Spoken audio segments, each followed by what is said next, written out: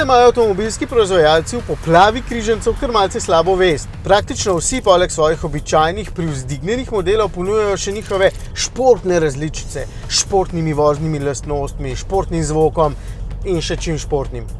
Ampak ne pri Mazdi.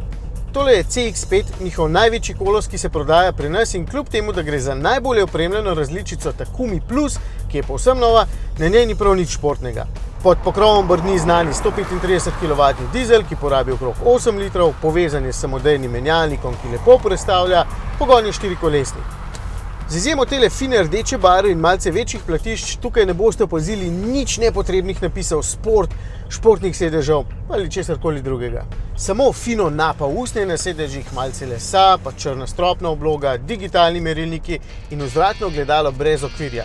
Vse skupaj samo zato, da se boste počutili kar se da udobno.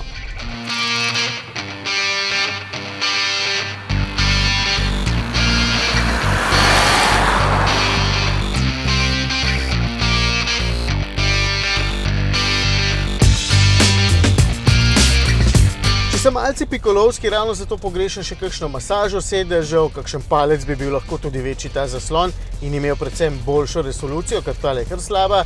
No in za sredinski naslon bi si želel, da bi bil vzdolžno pomičen. Vse ostalo štima, prijetno se pelje in kdor hoče dobrega križanca, ki ponuja praktično vse, no, pripravi 43 € za nekaj takšnega.